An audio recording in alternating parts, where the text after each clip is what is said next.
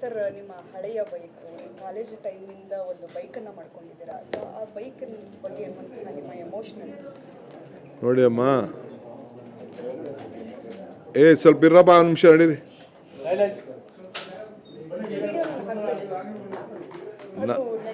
ನಾನು ಯಾವಾಗಲೂ ಒಂದು ಮಾತು ಹೇಳ್ತಾ ಇದ್ದೀನಿ, if you forget the root you will not get the fruit ಅಂತ.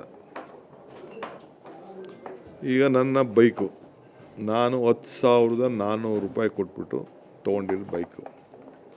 ನನ್ನ ಜೋಬಲ್ಲಿ ಬರೀ 500 ರೂಪಾಯಿ ಇತ್ತು. ನನ್ನ ಫ್ರೆಂಡ್ ಒಬ್ಬ ಆಗಣ್ಣ ಅಂತ ಇದ್ದರು, ಅವ್ರು 10,000 ಬ್ಯಾಂಕಿಂದ ತಂದು ಕೊಟ್ಟರು. ಇಬ್ಬರು ಹೋಗಿ ಮೋಟ್ರ್ ಸೈಕಲ್ ತೊಗೊಂಡು ಸೊ ಕನಕಪುರಕ್ಕೂ ಹೋಗ್ತಿದ್ದೆ, ನನ್ನ ಕ್ವಾರೆಗಳಿಗೂ ಹೋಗ್ತಿದ್ದೆ, ನನ್ನ ಕಾಲೇಜ್ಗೂ ಹೋಗ್ತಿದ್ದೆ, ಎಲ್ಲ ಕಡೆನೂ ಹೋಗ್ತಿದ್ದೆ.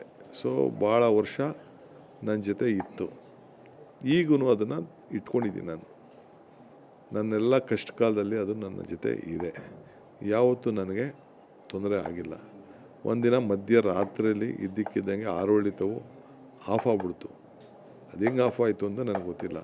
ಅಲ್ಲಿ ಆಫ್ ಆಗಿ ಗಾಡಿ ನಿಂತ್ಕೊಂಡು ಕೆಳಗಡೆ ನೋಡಿದ್ರೆ ಒಂದು ದೊಡ್ಡ ಗುಂಡಿ ರೋಡು ಓಪನ್ ಮಾಡಿದ್ರು. ಅವತ್ತೇನಾರ ಗಾಡಿ ಆಫ್ ಆಗಲಿಲ್ಲ ಅಂತಂದರೆ ಆವತ್ತೇ ನಾನಿಲ್ಲ. ಸೊ ಹಂಗೆ ನನ್ನ ಕಾಪಾಡಿದೆ. ಅದಕ್ಕೆ ನಾನು ಕಾಪಾಡಿ. ಈಗ ನಿಮ್ಮ ತಂದೆ ತಾಯಿ ವಯಸ್ಸಾದ್ರೆ ನೀವು ಮನೆಯಿಂದ ಆಚೆ ಕಳಿಸ್ಬಿಡ್ತೀರ, ಅವನ್ನ ಆರೋಗ್ಯಕರವಾಗಿ ನೋಡ್ಕೊಳ್ತೀರಾ. ಪೇರೆಂಟ್ಸ್ನ ಯಾರು ಬಿಟ್ಬಿಡ್ತಾರ? ಹಂಗೆ ನನ್ನ ಪೇರೆಂಟ್ ಇದ್ದಂಗೆ ಅದು ನನ್ನ ಬೈಕು.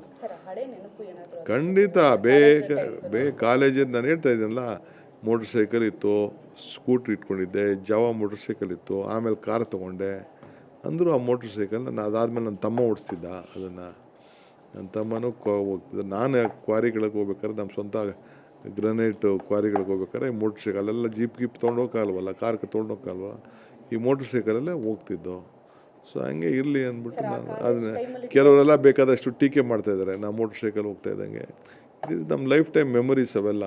ನೀವು ಫೋಟೋಗಳು ಯಾಕೆ ಇಟ್ಕೊಂಡಿರ್ತೀರಿ ಮನೇಲಿ? ಹಳೆಯ ಫೋಟೋ, ಚಿಕ್ಕ ಹುಡುಗ ಫೋಟೋ ಎಲ್ಲ ಯಾಕೆ ಇಟ್ಕೊಂಡಿರ್ತೀರಿ? ಮಕ್ಕಳಿರೋ ಫೋಟೋ ಯಾಕೆ ಇಟ್ಕೊಂಡು? ಹಂಗೆ ನಾನು ನನ್ನ ಮೋಟ್ರ್ ಸೈಕಲ್ನ ಇಟ್ಕೊಂಡಿದ್ದೀನಿ. ಸರ್, ಕಾಲೇಜ್ ಟೈಮಲ್ಲಿ HD ಬೈಕ್ ಅಂತ ಹೇಳಿದರೆ ಆ ಕಾಲದಲ್ಲಿ ತುಂಬ ಫ್ಯಾಷನೇಬಲ್ ಆಗಿರುವಂತಹ ಬೈಕು. ಆ ಬೈಕಲ್ಲಿ ಇದು ಎರಡನೇ ಗಾಡಿ, ಯಾವ ಥರ ಫೀಲ್ ಇತ್ತು?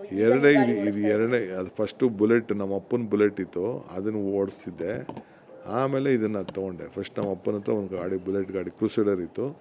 ಅದಾದಮೇಲೆ ಇದು ಇಟ್ಕೊಂಡಿದ್ದೆ. ಅದಾದಮೇಲೆ ತಿರ್ಗಾ ಒಂದು ಲ್ಯಾಂಬ್ರೆಟಾ ಸ್ಕೂಟಿ ಇಟ್ಕೊಂಡಿದ್ದೆ. ಅದಾದಮೇಲೆ ಒಂದು ಜಾವ ಇಟ್ಕೊಂಡಿದ್ದೆ. ಅದು 63 ಒಂದು ಜಾವ. ಅದಾದಮೇಲೆ ಇದನ್ನ ಇಟ್ಕೊಂಡಿದ್ದೆ. ಸೊ ಈಗ ಅದೇ ಬೈಕಲ್ಲಿ ನೀವು ಕಾಲೇಜ್ ಟೈಮಲ್ಲಿ ಯಾವ ರೀತಿಯಾಗಿ ಓಡಾಡ್ತಾ ಇದ್ರಿ, ಸೊ ಅದೇ ರೀತಿಯಾಗಿ ನೀವು ಬೆಂಗಳೂರು ರಸ್ತೆಗಳಲ್ಲಿ ಓಡಾಟ ನಡೆಸ್ತಾ ಇದ್ದೀರಾ? ಆಗ ಯಾವ ರೀತಿ? ನನ್ನ ಜೊತೆ ಇರೋ ಸ್ನೇಹಿತರುಗಳು ಸುಮ್ಮನೆ ಇನ್ನೂ ಬೇಕಾದಷ್ಟು ಜನ ಇದ್ದಾರೆ, ಅವನ್ನೆಲ್ಲ ಕೇಳಿ, ಆ ನಂಬರೆಲ್ಲ ತೆಗೆದು ನೋಡಿ. ಸೊ ಆ ಬೈಕಲ್ಲಿ ಓಡಾಡಬೇಕಾದ್ರೆ ಯಾವುದಾದ್ರೂ ಹುಡುಗಿಯರು ಆ ಸಂದರ್ಭನೇ ಬರಲಿಲ್ಲ ನನಗೆ, ಅವಕಾಶನೇ ಬರಲಿ. ಎಲ್ಲ ಎದುರ್ಕೋತಿದ್ರು ಅಷ್ಟು. ಹಾಗೆ ಸ್ಟೂಡೆಂಟ್ ಲೀಡರ್ ಇದ್ನಲ್ಲ ನಾನು, ನನ್ನ ಸವಾಸನೇ ಎದುರ್ತಿದ್ದಾಗ.